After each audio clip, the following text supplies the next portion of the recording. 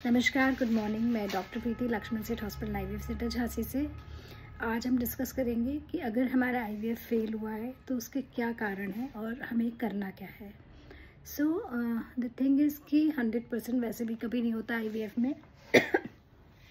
मैं हमेशा कहती हूँ कि 80-90% लोग 2 साइकिल में सक्सेसफुल हो जाते हैं, बट उसके अलावा भी बचते हैं। और कई बार ऐसा भी होता है फर्स्ट साइकिल में इतना समझाने के बाद भी जब फर्स्ट साइकिल में पेशेंट प्रेग्नेंट नहीं होता तो उसको बहुत डिप्रेशन होता है, बहुत टेंशन होती है।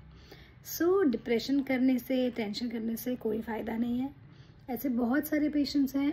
मैं हमेशा कहती हूँ ये एक जर्नी है। अगर आप लगे रहेंगे तो बच्चा ज़रूर होगा। मेरी डिक्शनरी में ना वर्ड नहीं है, but yes it may take time. So अब हम आते हैं कारण क्या होते हैं आईवीएफ फेलियर के। फर्स्ट थिंग इज़ आपकी एज पे बहुत फ़र्क डिपेंड करता है कि आपके एग्स कैसे मिलेंगे। हस्बैंड की एज पे फ़र्क पड़ता है कि उनका स्पर्म्स कैसे होंगे। सो अगर हमारे एग्स और स्पर्म्स अच्छी क्वालिटी के नहीं हैं तो डेफिनेटली जो एम्ब्रियो बनेगा उसकी क्वालिटी अच्छी नहीं होगी। और कई बार ये एम्ब्रियो ही अच्छा नहीं बनेगा, या अच्छा बनेगा भी उसके बाद भी कई बार ये मिस्ड अबॉर्शन में जा सकता है।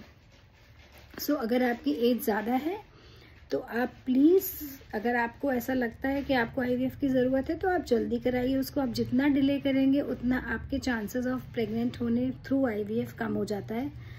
और परेशान होने से, टेंशन होने से कुछ भी नहीं होता है, इसलिए आप अपना ट्रीटमेंट कराते रहिए। Second thing is implantation failure. Implantation failure का मतलब होता है कि जो हमने अच्छा एम्ब्रियो बनाया उसको हमने डाला फिर भी वो चिपका नहीं। 100% तो कभी होता ही नहीं है। नॉर्मली भी जिनका सब कुछ अच्छा है, जिनकी एज कम है और रेगुलरली वो लोग इंटरकोर्स कर रहे हैं विदाउट यूजिंग एनीथिंग, ऐसा नहीं होता कि उनको तुरंत प्रेगनेंसी आ जाएगी। तो हर बार ये पॉसिबल नहीं है कि अगर सब कुछ अच्छा हो तो भी प्रेगनेंसी आ जाए, इसीलिए रिपीटेड अटेम्प्ट्स करने पड़ते हैं। और अगर बाई चांस कई बार कुछ प्रॉब्लम्स भी हो सकती हैं एंडोमेट्रियम में, ऑल्दो अगर वो प्रॉब्लम्स दिख रही हैं तो यूजुअली एक जो अच्छा इनफर्टिलिटी स्पेशलिस्ट है वो ट्रांसफ़र को डिले कर देगा। जैसे कि एंडोमेट्रियम की झिल्ली अच्छी नहीं है, उसकी ब्लड सप्लाई अच्छी नहीं है, उसमें पॉलिप दिख रहा है या उसमें इन्फेक्शन है। लेकिन ये सब चीज़ें अगर हमें दिख रही हैं तो हम लोग यूजुअली फिर एम्ब्रियो को फ्रीज करके रख लेते हैं, उसको ट्रांसफ़र नहीं करते, जिससे अननेसेसरी उसकी साइकिल वेस्ट ना हो और डिप्रेशन में ना आए पेशेंट। पर फिर भी कई बार अनसीन फैक्टर्स भी होते हैं जो हमें नज़र नहीं आ रहे होते हैं। तो अगर इम्प्लांटेशन फेलियर हुआ है तो हमें और ज़्यादा वर्कअप करना पड़ता है कि हमें क्या करना है आगे। अगर आपका आईवीएफ फेल हो गया है तो अब हमें ये देखना पड़ेगा, अच्छे से बैठ के एक बार रीअसेस करना पड़ेगा विथ योर डॉक्टर कि प्रॉब्लम कहाँ थी। सपोज़ स्पर्म बहुत ज़्यादा ख़राब था, सपोज़ ओवम बहुत ज़्यादा ख़राब था, या क्या ऐसी प्रॉब्लम आई, क्या हम सप्लीमेंट्स दे सकते हैं, क्या हमें लगता है जो हमें अनसीन चीज़ें दिख रही हैं एंडोमेट्रियम में जो कि शायद इतनी ख़राब नहीं थी बट बिकॉज प्रेगनेंसी नहीं आई है, तो फिर हमें सोचना पड़ेगा। तो एक बार हमें ये सब बैठ के डिस्कस करना पड़ेगा। थक के घर बैठने से, परेशान होने से कि मेरा आईवीएफ भी फेल हो गया, कोई फ़ायदा नहीं है, because this is a journey. तो अगर आप जर्नी में कंटिन्यू करेंगे तो आपको डेफिनेटली माँ बनने का सुख 120% प्राप्त होगा। बट येस, कभी कभी किसी किसी को टाइम लग जाता है। तो सबसे पहले हम ये सारी चीज़ें स्टडी करेंगे, डॉक्टर के संग मिलके। डॉक्टर विल आपका स्टडी करेगा। आपने डेफिनेटली अपने हिसाब से जो बेस्ट लैब है वो चूज़ की होगी। ऐसे डॉक्टर होंगे जो कि आपको बेस्ट लगेंगे, आप वही चूज़ करोगे। और जब भी आप किसी आईवीएफ सेंटर में जाते हो, जस्ट सी वहाँ पे आपको पेशेंट्स मिल रहे हैं कि नहीं मिल रहे हैं जिनका पहले आईवीएफ हो चुका है, उससे बहुत सारी चीज़ें आपको क्लियर होती हैं। बिकॉज बहुत सारे, हर कोई कहता है कि हमारे रिजल्ट्स बहुत अच्छे हैं, बट जो पेशेंट्स बताते हैं, जो पेशेंट्स मतलब जो आपको हकीकत होती है वो पेशेंट से पता पड़ जाती है। ये सब स्टडी करने के बाद, ये सब देखने के बाद डॉक्टर से डिस्कस करने, बिल्कुल स्ट्रेस बिल्कुल मत लीजिए, क्योंकि स्ट्रेस एक ऐसा फैक्टर है जो कि हमेशा एम्ब्रियो बनने में प्रॉब्लम करता है, प्रेगनेंसी आने में प्रॉब्लम करता है और प्रेगनेंसी आने के बाद अबॉर्शंस भी करता है।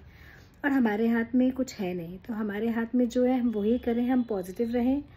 अगर बाई चांस हमें लगता है बहुत ज़्यादा ख़राब है, क्योंकि हर बार ऐसा नहीं होता कि फर्स्ट साइकिल में हो ही जाएगा, तो अगर आपका सेंटर पे या मेरे सेंटर पे कहीं पे भी फर्स्ट साइकिल है then please go for second cycle.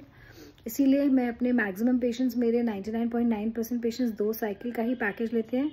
ऐसे वाले भी जिनको फर्स्ट में प्रेगनेंसी हो चुकी है या डिलीवरी हो चुकी है, वो भी दोबारा जब लेते हैं तो 2 साइकिल का ही लेते हैं, बिकॉज दे नो उनके आसपास उनको नज़र आ रहे होते हैं कि किसी किसी को सेकंड साइकिल में भी आया है।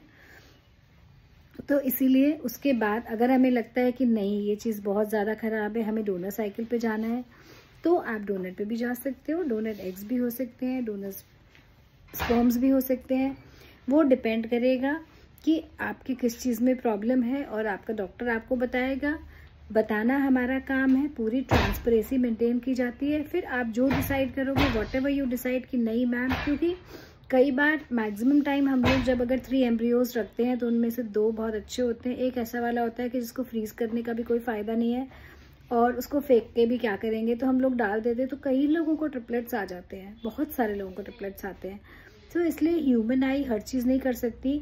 तो अगर आपको लगता है कि नहीं, भले ही आपका अगर मतलब हम बता रहे हैं आपको कि 50-50% चांसेस हैं, तो फिर आप उस पर जा सकते हैं। और अगर आपको लगता है कि नहीं कम चांसेस हैं, तो फिर आप डोनर पे जा सकते हैं। It is your decision.